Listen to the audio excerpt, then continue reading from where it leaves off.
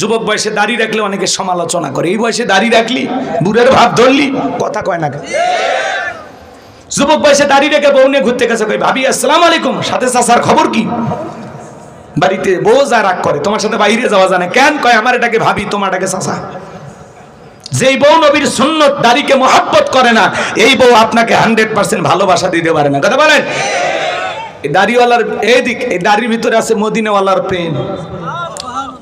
পৃথিবীর সকল নবীর মুখে দাড়ি ছিল, সুবহানাল্লাহ বলবেন না?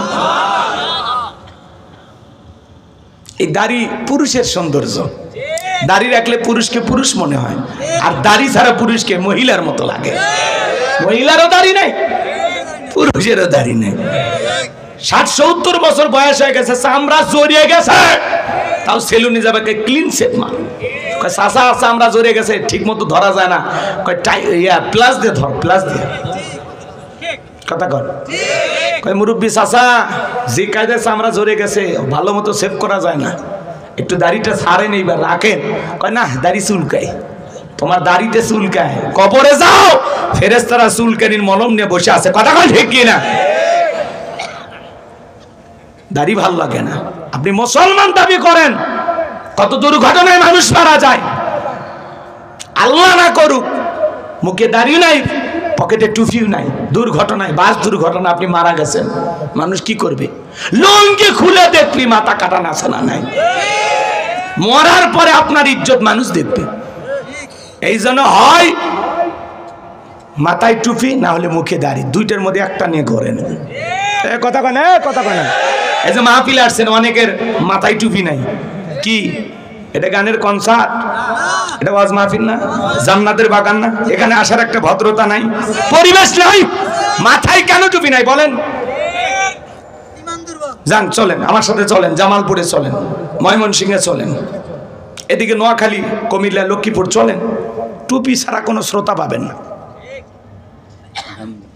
যত সমস্যা উত্তরবঙ্গে, অধিকাংশ শ্রোতা আসে এমনি, 5 মিনিট শোনে, বাদাম খায়, চলে যায়। মানে এদের ওয়াজের ভর্তি কোনো আকর্ষণই নাই, মানে ওয়াজের প্রতি যে একটা মনোযোগ, এটা নাই। রাগ করেন আপনারা, করলে আমার সমস্যা কি? আপনাদের এলাকায় যদি আমার দাওয়াত না হয়, আমার কোনো আপত্তি আছে? রিজিকের মালিককে, তাহলে দাওয়াতের আশায় ওয়াজ করলে হবে না। সাইজ করে দম, এগুলো ওয়াজ না, এগুলো মাঝে মাঝে ওয়াজ। কথা বল। তাহলে যুবক, মদিনাওয়ালাকে মহাব্বত করিয়া, নবীজির প্রেম ভালোবাসা নিয়ে কোন কোন যুবক আছো আজ থেকে দাড়ি কাটবা না? মদিনাওয়ালার প্রেম ভালোবাসা নিয়া কারা আছো? দাড়ি তার কোনোদিন বিলেট লাগাইবা না, খুর লাগাইবা না। একটু হাত তুলে দেখাও শোনা। আরে বেটা, আপনার তো দাড়ি আছে, দাড়ি যারা দাড়ি রাখবেন আজ থেকে ইনশাআল্লাহ, হাত তোলেন, বলেন ইনশাআল্লাহ আজ থেকে আর কোনোদিন দাড়ি কাটবো না। এই যে মানুষগুলো যদি পরিবর্তন হয়ে যায়, আলহামদুলিল্লাহ, ভাইও পরিবর্তন হবে। হে যুবকে, তোমরা হাত তোলো না কে? তোমরা মাহফিল দিছো, তোমাদেরকে আগে ভালো হবে। বক্তার ওয়াজ শুনে যদি মানুষ, বেশি মানুষ ভালো হইতো, তাহলে এই ডেকোরেটর লোকের আগে ভালো হইতো। এরা যে পরিমাণে ওয়াজ শোনে, কথা কন, কথা খান। আমার ভাইয়েরা মন খারাপ করেছেন মনে হয়। হাউজে কাউসারের পানি পান করতে গেলে কাজ করতে হবে দুইটি। দুইটা আঙ্গুল তুলে বলেন তো, কাজ করতে হবে কয়টি? দুইটি। আরো জোরে, জোরে হলো না। এবার হাত নামান বাজান। কি সেই দুইটি কাজ? আল্লাহ তাআলা 2 নাম্বার আয়াতে জানিয়ে দিলেন, ফাসল্লিলি রাব্বিকা ওয়ানহার। বলেন, বলেন, ফাসল্লিলি রাব্বিকা ওয়ানহার, ফাসল্লিলি রাব্বিকা ওয়ানহার। আমার কথা মনোযোগ দিয়ে শুনলে না, এই তাফসীর আপনি আপনার বউকে শোনাইতে পারবেন। 10 জন লোককে এক জায়গায় বসায় বলতে পারবেন যে গোলাম রব্বানী আসছিল, এইভাবে আলোচনা করছে। মনোযোগ দিয়ে শুনলে আমার এই ওয়াজ আপনার মুখস্থ হয়ে যাবে। শোনেন, ফাসল্লিলি রব্বিকা ওয়ানহার। 1 নাম্বার হলো ফাসল্লিলি রব্বিকা, রবের উদ্দেশ্যে সালাত। সালাত হবে কার জন্য? আর একটু জোরে বলেন, কার জন্য? قل إن صلاتي ونسكي ومحياي ومماتي لله رب العالمين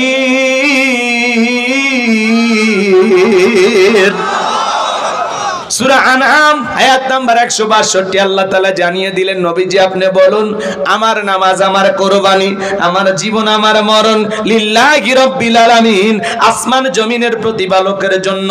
তাহলে মুমিন জীবনের সব ইবাদত হবে একমাত্র আল্লাহ তাআলাকে রাজি খুশি করার জন্য। কথা বলেন ঠিক কিনা?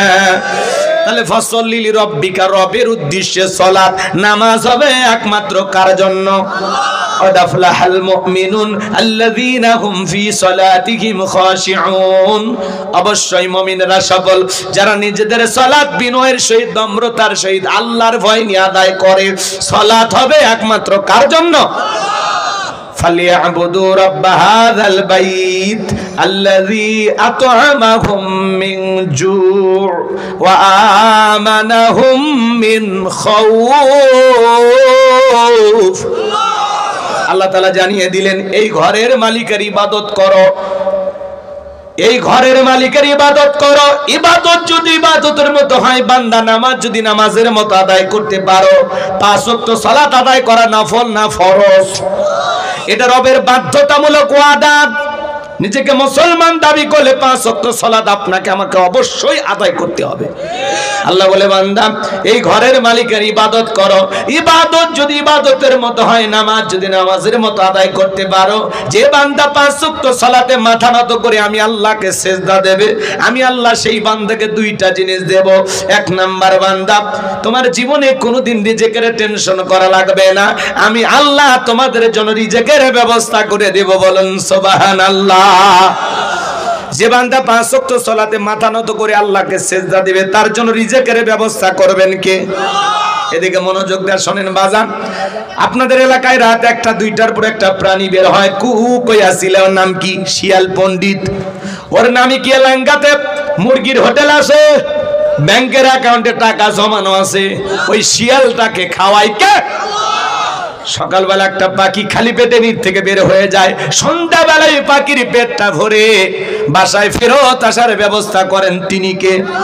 আল্লাহ যদি পাখিকে খাওয়ায়, শিয়ালকে খাওয়ায়, আমরা আশরাফুল মাখলুকাত কুনতুম খায়রা উম্মাতিন উখরিজাত লিন-নাস, আল্লাহ আপনাকে আমাকে উত্তম জাতি বানালেন, মর্যাদার আসনে বসাইলেন, আল্লাহকে আমাদেরকে না খাওয়ায় রাখবেন?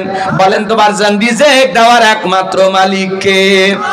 ওয়ামা মিন দাব্বাতিন ফিল আরদি ইল্লা আলাল্লাহি রিজকুহা। আল্লাহ সূরা হুদের ভিতরে জানায় দিলেন, এই পৃথিবীতে এমন কোন বিচরণশীল প্রাণী নাই যার রিজিকের ব্যবস্থা আমি আল্লাহ আসমান থেকে করি না। ওই আটলান্টিক মহাসমুদ্রে 33,000 ফিট গভীরের তল পানি নিচে থাকা ছোট্ট একটা প্রাণী, তার রিজিকের ব্যবস্থাও আমি আল্লাহ আসমান থেকে করি। বলেন তো বাজান, নামাজের মতো নামাজ আদায় করলে একমাত্র শুধুমাত্র কেবলমাত্র আল্লাহ তাআলার গোলামি করলে আপনার আমার জন্য রিজিকের ব্যবস্থা করবেন তিনি কে?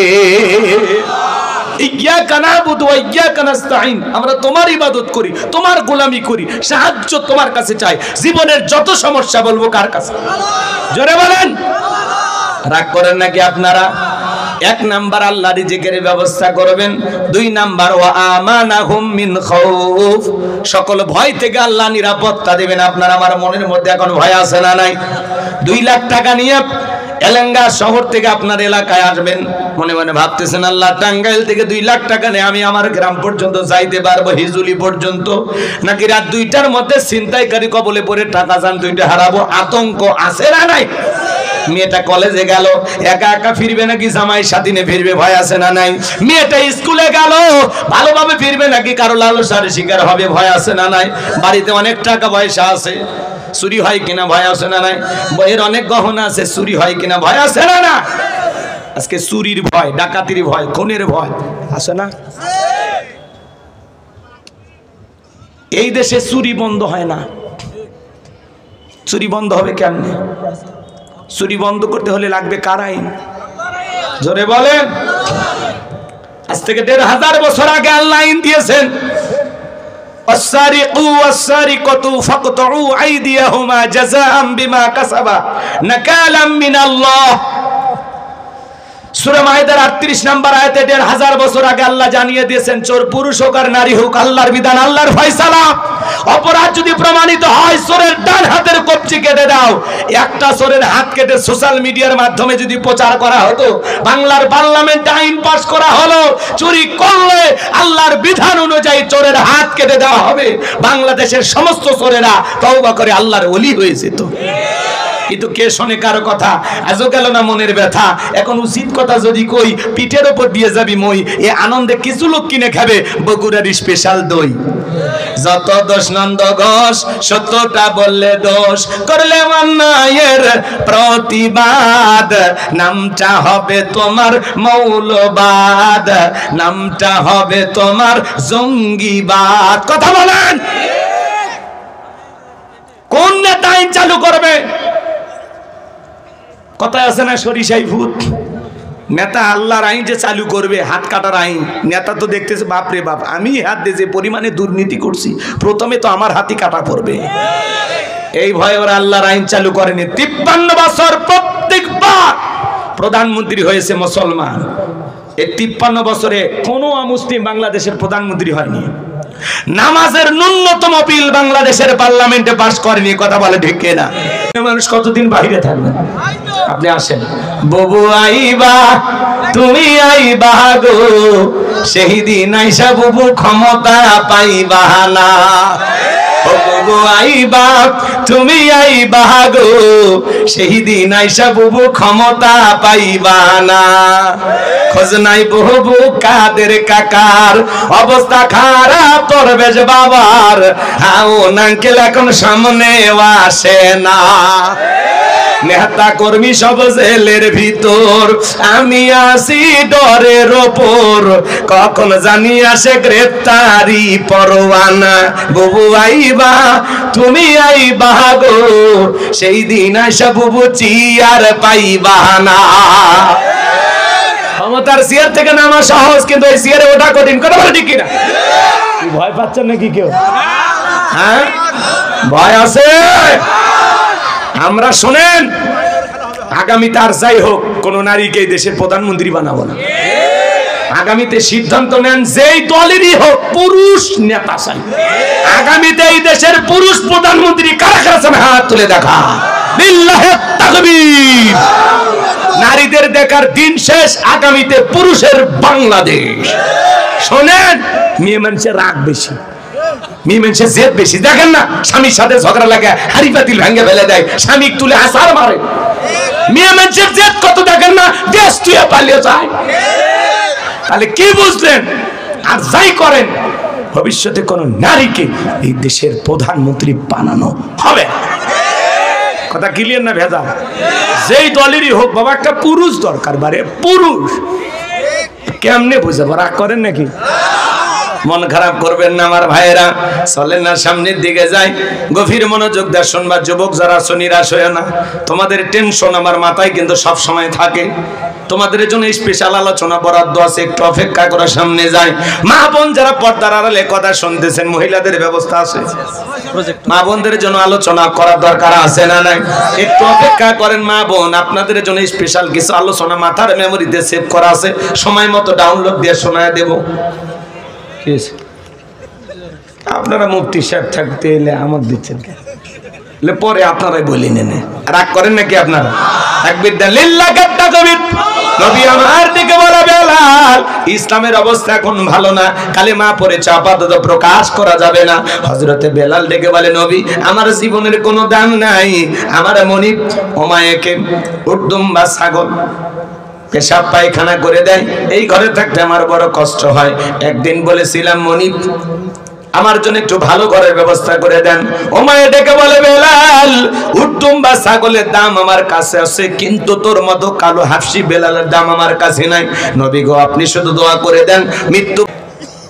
মনে রাখবেন, লন্ডন আমেরিকার আইন দিয়ে আর ভারতের পানি পড়া দিয়া 56,000 বর্গ মাইলের 56 ইঞ্চি মাটিতেও শান্তি প্রতিষ্ঠিত করতে পারবেন না। এই জমিনে শান্তি প্রতিষ্ঠিত হবে সেই দিন আল্লাহর কোরআন দিয়া জমিনটা চলবে যেই দিন। কোন আইনে বান্দাকে সাইজ করা যাবে, কোন আইনে বান্দাকে কন্ট্রোল করা যাবে, আল্লাহর চাইতে বেশি বুঝি আমরা। কথা বোঝেন না নাকি রাগ করেন আপনারা? তাহলে চুরি বন্ধ করতে হলে লাগবে কার আইন বাজান? আল্লাহর আইন, এই বিধানে শান্তি। আজকে পথে ঘাটে ধর্ষণ, এই যে হাতির ঝিলে 6 জন মিলে এক নারীকে, কিশোরীকে ধর্ষণ করে আবার হাতির ঝিলে বিলে ফেলে দিয়ে চলে গেছে। নাউজুবিল্লাহ কালকে 9টার পরে বললেন, সমস্যা নেই, এত কষ্ট করে নাউজুবিল্লাহ বলবেন কেন? ওই মেয়ে তো আর আপনাদের কেউ না। ওটা যদি আপনার মেয়ে হইতো, আপনার বোন হইতো, তাহলে এতক্ষণ জোরেই নাউজুবিল্লাহ কইতেন। আজকে সমাজে যে গণধর্ষণ মাঝে মাঝে হয়, আমরা কি বন্ধ করতে পারি? এমন কোন দিন নাই বাংলাদেশে 2-1টা খুন হয় না, এমন কোন দিন নাই 2-1জন নারী ধর্ষণের শিকার হয় না। এই সমাজ যদি সুন্দর করতে চান বাজান, আল্লাহর আইন, এজন্য মনে রাখবেন, জুলুম কখনো চিরস্থায়ী হতে পারে। যারা জুলুম করেছিল আজকে তারা আছে, হয় কেউ জেলখানায়, না হলে কেউ দেশের বাইরে গর্তে লুকাইছে, গর্তে খুঁজে পাওয়া যাচ্ছে না। এটা কার খেলা? কার খেলা? এজন্য বেশি বাড়তে নাই, যত বেশি বাড়বেন তত বেশি পতন ঘটবে। থাক বাবা, এগুলো মাঝে মাঝে দিবা, ঠিক আছে? আমি কথা বলবো পবিত্র কোরআনুল কারীমের 108 নম্বর সূরা, সূরাটির নাম কাউসার। জোরে বলেন কি নাম? আর একটু জোরে বলেন কি নাম? আরো জোরে, জোরে হলো না। একটু মিছিল করার অভ্যাস করেন, সামনে মিছিল করা লাগবে। 16 বছর মিছিল করতে পারেন নাই, এইবার করা লাগবে।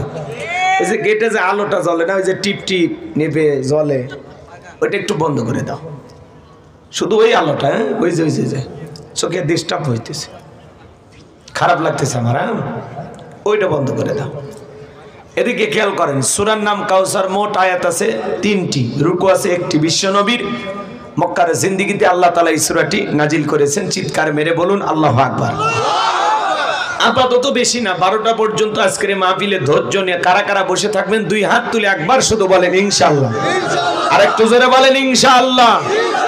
আল্লাহ আমাদের ধৈর্য সহকারে মাহফিলে বসে থাকার তৌফিক দান করুন। জোরে বলুন আমিন। এই যে ওয়াদা দিলেন, ওয়াদা ভঙ্গ করা কিসের লক্ষণ? মুনাফিকের লক্ষণ।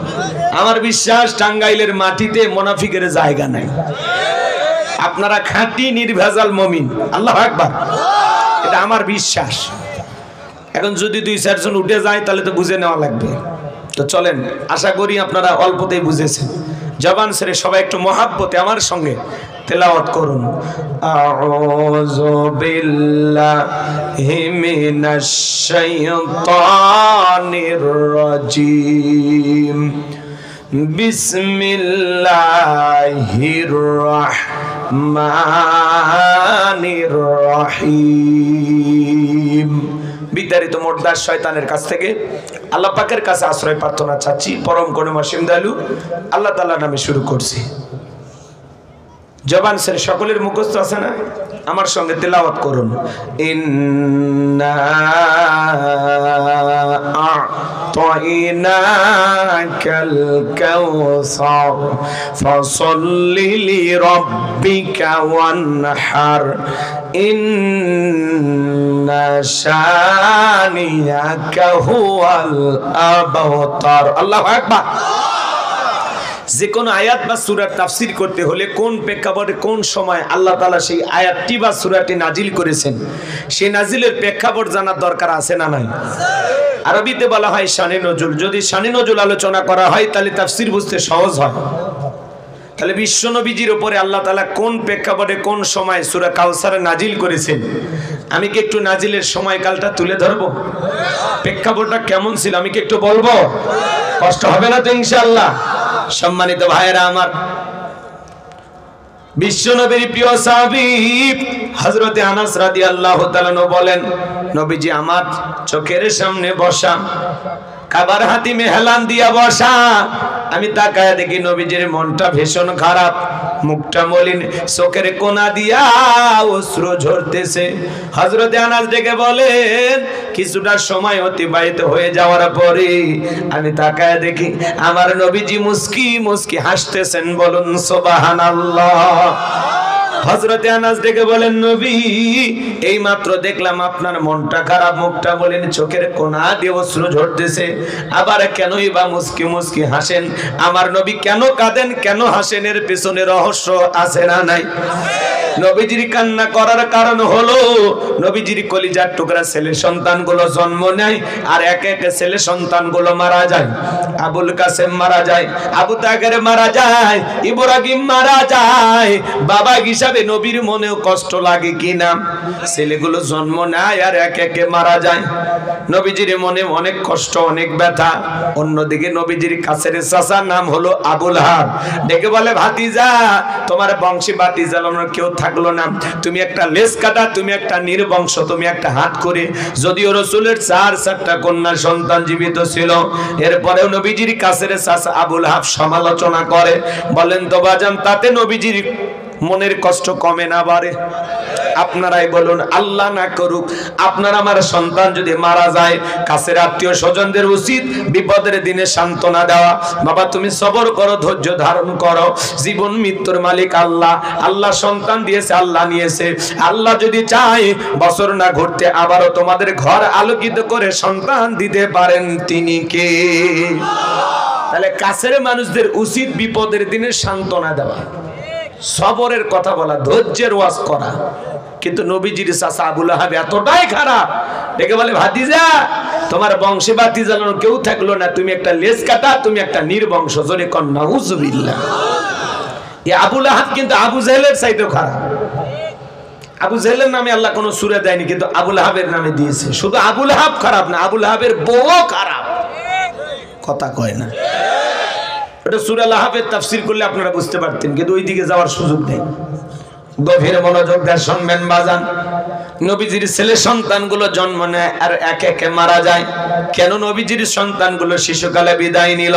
অনেক পয়গম্বরের সন্তান যৌবন পর্যন্ত জীবিত ছিল, প্রাপ্ত বয়স হওয়া পর্যন্ত। নবীজির একটা ছেলে সন্তান কেন জীবিত থাকলো না? আল্লাহ তাআলা কেন তাদেরকে শিশুকালে উঠিয়ে নিলেন?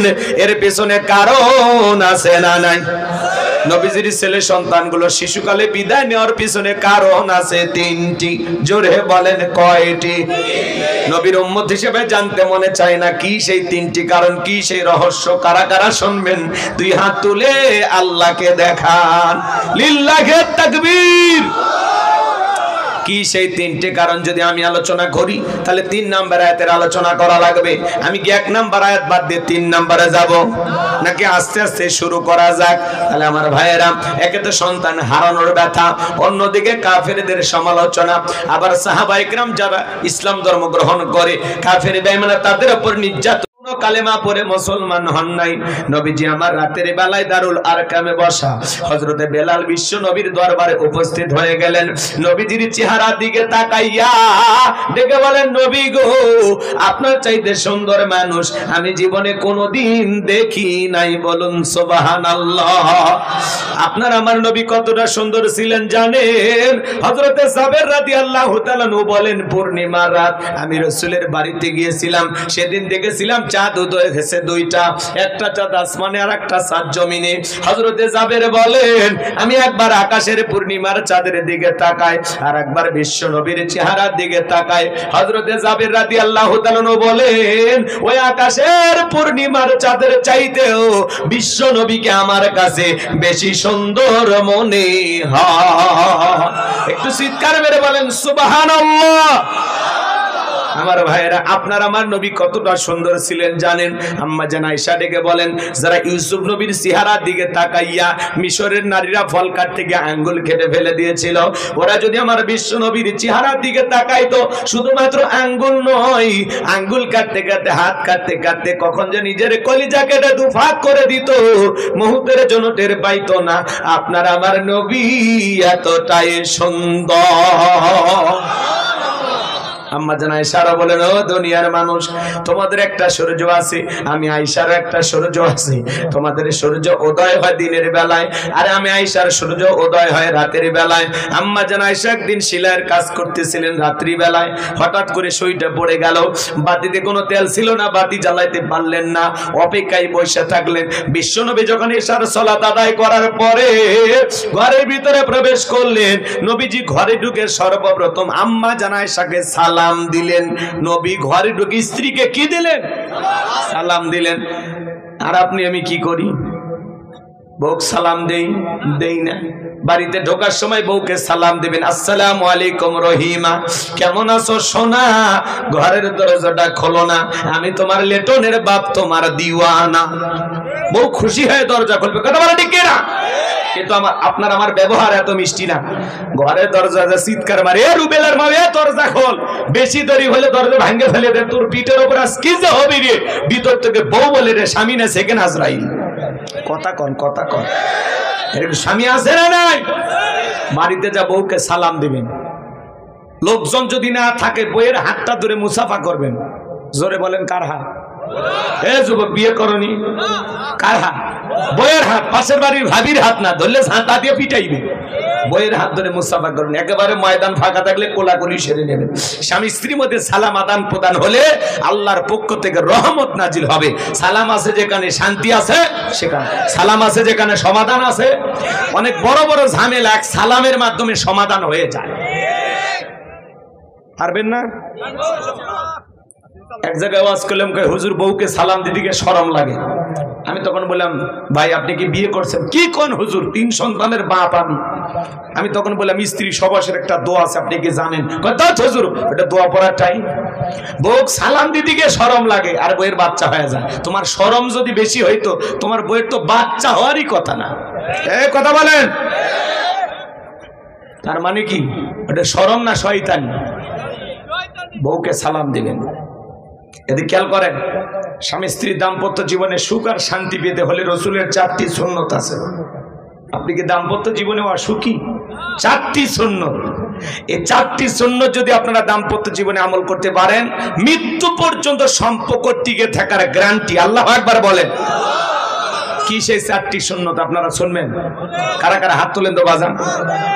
আল্লাহ কবুল করুন, জোরে বলুন আমি। রসুলের 4টি রোমান্টিক সুন্নতে আমি আপনাদের সামনে বলবো। এখনই বলতে গেলে আলোচনা এলোমেলো হয়ে যাবে, একটু ধৈর্য নিয়ে বসেন, শেষের দিকে বলবো ইনশাআল্লাহ। কষ্ট লাগে নাকি বাজান? চলেন না সামনের দিকে যাই। আমি যে কথা বলতে চাচ্ছি